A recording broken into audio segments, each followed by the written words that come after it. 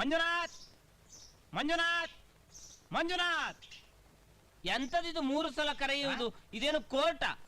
ಮತ್ತಿನೇನ್ರಿ ಒಂದ್ಸಲ ಕೂಗ್ರಿ ನಿಮ್ಗೆಲ್ರಿ ಕೇಳಿಸುತ್ತೆ. ಮೊದಲೇ ಆಕಾಶದಾಗ ಅದೀರಾ. ತಗೊಳ್ರಿ ಎಂಬೋ ರಸೀತಿ.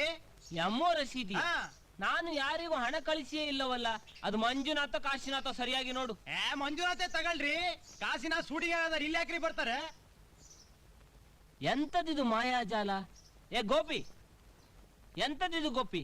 ನಾನು ಅಮ್ಮನಿಗೆ ಹಣ ಕಳಿಸಿಯೇ ಇಲ್ಲ. ಈ ರಸೀದಿ ಎಲ್ಲಿಂದ ಬಂತು? ನಂಗೆ ಗೊತ್ತಿಲ್ಲ, ನಂಗೆ ಕೆಲಸ ಇದೆ, ನಾ ಬರ್ತೀನಿ. ಏನೇ ಆ ನಿನ್ ಚಿನ್ನದ ಬಳೆ ಕಳೆದೋಯ್ತು ಅಂದಿಯಲ್ಲ, ಮನೇಲೆಲ್ಲ ಹುಡುಕಿದ್ಯಾ? ಹುಡುಕ್ದೆ ಅಮ್ಮ, ಆದ್ರೆ ಎಲ್ಲೂ ಸಿಕ್ಲಿಲ್ಲ.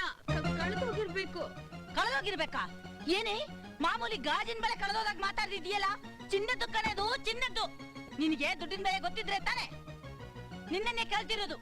ಮೂರಿ ತರ ನಿಂತಿದ್ಯಲ್ಲ, ಎಲ್ ಕಳೆದೋಯ್ತು ಹೇಳೆ, ನಾನಾದ್ರೂ ಹೋಗಿ ಹುಡುಕ್ತೀನಿ. ಅರೆ, ಕಳೆದ ಹೋದ್ಮೇಲೆ ಏನ್ ಮಾಡಕ್ಕಾಗತ್ತಮ್ಮ? ನೀನ್ ಹೀಗ್ ವಟ್ವಟ ಅಂತಿದ್ರೆ ಕಳೆದ ಹೋಗಿರೋ ವಸ್ತು ಮತ್ತೆ ಸಿಕ್ಕುತ್ತಾ? ಹೌದು ಕಣೆ, ನಾನ್ ಮಾತಾಡ್ತಾ ಇದ್ರೆ ನಿಮ್ಗೆಲ್ಲ ವಟ್ವಟ ಅಂತಾನೆ ಅನ್ಸೋದು. ಕಟ್ಕೊಂಡನು ಓಡೋದ, ಅವನು ಹುಟ್ಟೋಳು, ನೀನು ಹಾಗೆ ತಾನೇ ಇರ್ತೀಯ. 3 ಹೊತ್ತು ಹೊಟ್ಟೆ ಬಟ್ಟೆ ಕಟ್ಟಿ ನೀನು ಬಳೆ ಮರಿ ಹಾಕಿಸ್ತೆ ನೋಡು, ಅದಕ್ಕೆ ನನಗೆ ಕೆಲ ತಗೊಂಡು ನೋಡ್ಕೋಬೇಕು. ಗೋಪಿ, ಇಲ್ಲಿ ಬಾ. ಆ ಬಳೆ ತೆಗೆದುಕೊಂಡು ಬಾ. ಯಾವ ಬಳೆ? ಸಂಧ್ಯಾಳ ಚಿನ್ನದ ಬಳೆ. ಸಂಧ್ಯಾ ಬಳೆನಾ? ಅದು ಅದು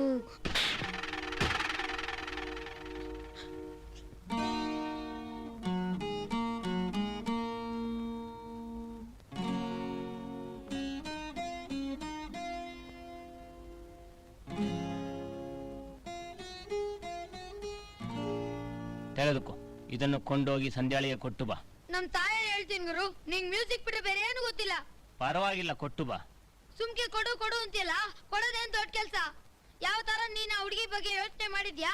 ಆ ಹುಡುಗಿ ನಿಮ್ಮ ಅಮ್ಮನಿಗೋಸ್ಕರ ಬಲೆ ನಡ ಇಟ್ಟು ದುಡ್ಡು ಕಳಿಸ್ಬೇಕಾದ್ರೆ ಆ ಹುಡುಗಿ ನಿನ್ ಮೇಲೆ ಎಷ್ಟು ಪ್ರೀತಿ ಇರ್ಬೇಕು. ಛೇ, ಒಂದ್ ಹುಡುಗಿ ಮನ್ಸಿನ ಅರ್ಥ ಮಾಡ್ಕೊಳಕ್ಕಾಗಲ್ಲ, ಅದೇ ನೀನ್ ದೊಡ್ಡ ಮ್ಯೂಸಿಕ್ ಡೈರೆಕ್ಟರ್ ಆಗ್ತೀಯಾ? ಗೋಪಿ, ಸತ್ಯ ಹೇಳಬೇಕು ಅಂದರೆ ನನಗೂ ಸಂಧ್ಯಾಳ ಮೇಲೆ ಬಹಳ ಪ್ರೀತಿ ಉಂಟು. ನಿಜನಾ ಗುರು? ಹಂಗಾದ್ರೆ ಮೊದ್ಲೇ ನನ್ ತವ ಯಾಕೆ ಹೇಳಲಿಲ್ಲ? ನೋಡು ಗೋಪಿ, ನನ್ನದು ಬೇರೆ ಜಾತಿ, ಅವಳದು ಬೇರೆ ಜಾತಿ. ನಮ್ಮಿಬ್ಬರ ಮದುವೆಗೆ ಅವರ ಮನೆಯಲ್ಲಿ ಯಾರೂ ಒಪ್ಪುವುದಿಲ್ಲ. ಆಗ ನಾವು ಊರು ಬಿಟ್ಟು ಓಡಿ ಹೋಗಬೇಕು. ಅದೂ ಅಲ್ಲದೆ ಸಂಧ್ಯಾಳಿಗೆ ಮದುವೆ ವಯಸ್ಸಿನ ಒಬ್ಬಳ ತಂಗಿ ಇದ್ದಾಳೆ. ನಾಳೆ ಅವಳ ಮದುವೆಗೂ ತೊಂದರೆ ಅಲ್ಲವೋ? ಇದೆಲ್ಲಕ್ಕಿಂತ ಹೆಚ್ಚಾಗಿ ನಾನೊಬ್ಬ ನಿರುದ್ಯೋಗಿ, ಬಡವ. ನಾನು ಸಂಧ್ಯಾಳಿಗೆ ಯಾವ ವಿಧದಲ್ಲಿಯೂ ಯೋಗ್ಯನಲ್ಲ. ಅದಕ್ಕೆ ನಾನು ನನ್ನ ಪ್ರೀತಿಯನ್ನು ಇಷ್ಟು ದಿವಸ ಮುಚ್ಚಿಟ್ಟುಕೊಂಡೆ.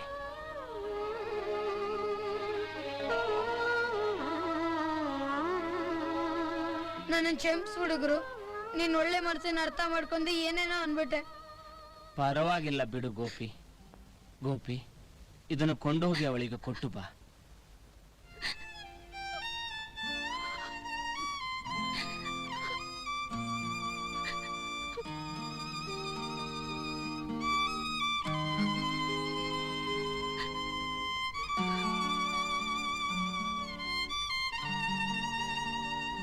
ಇಷ್ಟೊತ್ತು ನೀವು ಮಾತಾಡಿದ್ದನ್ನೆಲ್ಲ ಕೇಳಿಸ್ಕೊಂಡೆ.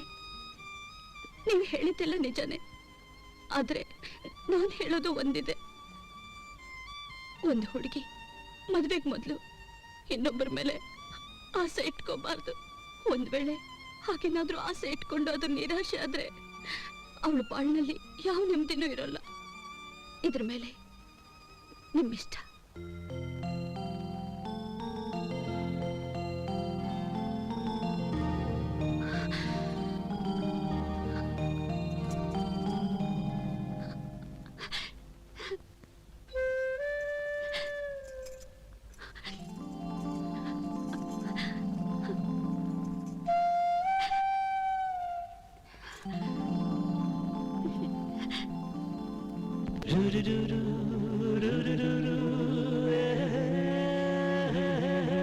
ನೋಡಿ ಗಡಿಗೆ ರಂಗಯ್ಯನವರೇ, ವರ ಶ್ರೀಮಂತ, ಗುಣವಂತ. ಮೊದಲನೇ ಹೆಂಡತಿ ತೀರೋಗಿದ್ದಾಳೆ. ಆತನಿಗೊಂದು ಹೆಣ್ಮಗು ಇದೆ. ಬಡವ್ರ ಮನೆ ಹೆಣ್ಣಾದ್ರೂ ಗುಣವಂತೆ ಬೇಕು ಅಂತಾನೆ. ಅದಕ್ಕೆ ನನ್ಗನ್ಸಿರೋ ಹುಡುಗಿ ಅಂದ್ರೆ ನಿಮ್ಮ ಮಗಳು ಸಂಧ್ಯಾ. ಏನಂತೀರಾ? ನೋಡಿ, ಎರಡನೇ ಸಂಬಂಧ ಅಂತ ಯೋಚನೆ ಮಾಡಬೇಡಿ. ನಿಮ್ಮ ಮನೆ ವಿಷಯ ನಂಗೆ ಚೆನ್ನಾಗಿ ಗೊತ್ತಿದೆ. ನಿಮ್ಮ ಮನೆ ಮೇಲೆ ಸಾಲ ಇದೆ. ಈ ಹುಡುಗಿ ಬೇರೆ ಮದುವೆಗೆ ಬೆಳೆದು ನಿಂತಿದ್ದಾಳೆ. ಅವ್ರ ತಂದೆನೋ ಊರ್ ಬಿಟ್ಟು ಓಡೋದ. ಇದೆಲ್ಲ ಗೊತ್ತಾಗಿ ನಾನು ನಿಮ್ಗೆ ಹೇಳ್ತಾ ಇದ್ದೀನಿ, ಈ ಮದುವೆನ ದಿಢೀರ್ ಅಂತ ಮುಗಿಸ್ಬಿಡಿ. ಇನ್ನು ಏನಪ್ಪ ಯೋಚಿಸ್ತಿದ್ಯಾ? ಈ ಸಂಬಂಧ ಒಪ್ಕೊಂಡು ಮದ್ವೆಗೆ ಒಳ್ಳೆ ದಿನ ನೋಡಕ್ ಹೇಳಪ್ಪ. ಒಳ್ಳೆ ದಿನಕ್ಕೆ ಏನಂತೆ, ನಾಳೆನೆ ಹುಣ್ಣಿಮೆ, ಮಕರ ಮಾಸ, ಶುಕ್ರವಾರ, ಯಾವ್ದಾರು ದೇವಸ್ಥಾನ ನೋಡಿ ಮದುವೆ ಮುಗಿಸ್ಬಿಡೋಣ. ನೀವ್ ಇಷ್ಟ ಅವಸರ ಪಟ್ರೆ ಹೇಗೆ? ಲಗ್ನ ಪತ್ರಿಕೆ ಪ್ರಿಂಟ್ ಮಾಡಿಸೋದು ಬೇಡವೆ? ಬಂಧು ಬಳಗ ಕರೆಯೋದು ಬೇಡವೆ? ಇಲ್ಲಿ ಕೇಳಿ, ನಿಮ್ಗಿಂತ ದೊಡ್ಡ ಸಂಬಂಧ ಅಂತ ತಿಳಿದ್ರೆ 4 ಜನ 4 ಮಾತಾಡಿ ಕಲ್ಲು ಹಾಕಕ್ ನೋಡ್ತಾರೆ. ಮೊದ್ಲೇ ಹುಡುಗಂಗೆ 2ನೇ ಸಂಬಂಧ. ಈ ಮದುವೆನ ಬೇಗ ಗಪ್ಚಿಪ್ ಅಂತ ಮುಗಿಸ್ಬಿಡಿ. ನೀವು ಹೂ ಅಂದ್ರೆ ಇವತ್ ಸಾಯಂಕಾಲನೇ ಬೀರು ಕರ್ಕೊಂಡ್ ಬರ್ತೀನಿ. ಇನ್ನು ಏನಪ್ಪ ಯೋಚಿಸ್ತಿದ್ಯಾ? ಹ್ಞೂ ಅಂತ ಹೇಳಪ್ಪ.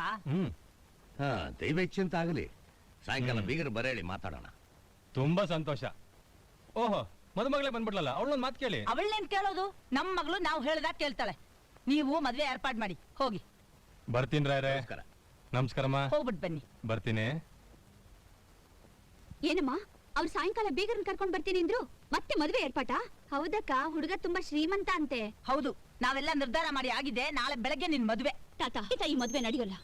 ನಾನೇ ಈ ಮದ್ವೆ ನಿಲ್ಸೋಕ್ ಮೊದ್ಲು ನೀವಾಗಿ ನಿಲ್ಸಿದ್ರೆ ಒಳ್ಳೇದು. ಏನಂದೆ?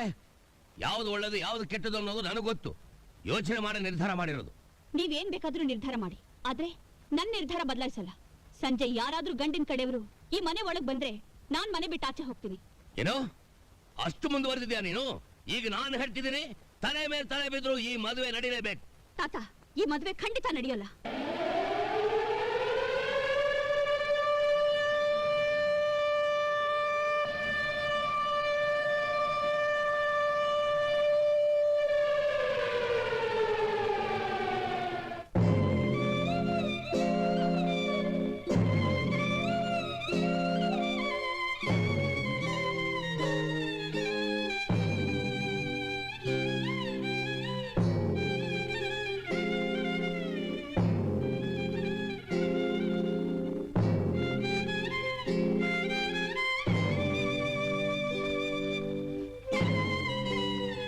ಗೋಪಿ, ಏನ್ ಗುರು?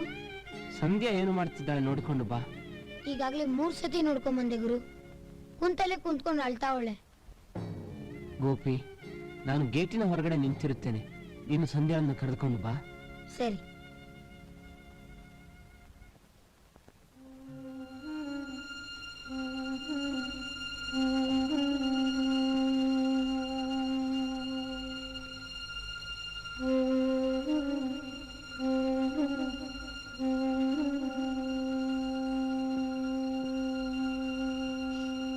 ಸಂಧ್ಯಾ, ಎಂತದಿದ್ದು ಪೆಟ್ಟಿಗೆ?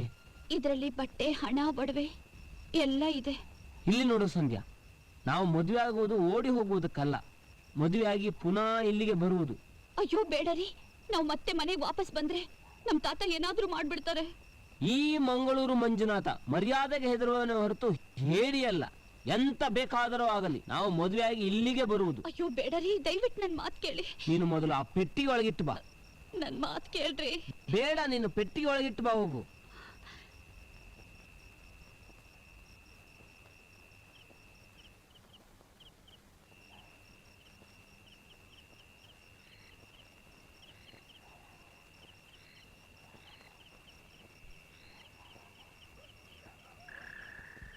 ಗೋಪಿ, ನೀನು ಎಲ್ಲಾದರೂ ಹೋಗಿ ಅರಿಶಿನ ದಾರ ಹೂಮಾಲೆ ತೆಗೆದುಕೊಂಡು ಬಾ, ಹೋಗು.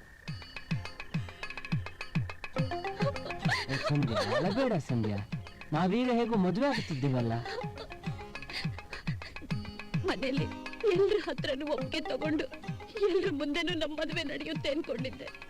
ಆದ್ರೆ ಈಗ ಯಾರು ಇಲ್ದೇ ಇರೋ ತಂಬ್ಲಿಗಳ ತರ ನಮ್ಮ ಮದುವೆ. ಸಂಧ್ಯಾ, ಇವೆಲ್ಲ ಪಾಂಡುರಂಗನ ಇಚ್ಛೆ. ಅಳಬೇಡ ಸಂಧ್ಯಾ, ಅಳಬೇಡ. ಸಂಧ್ಯಾ,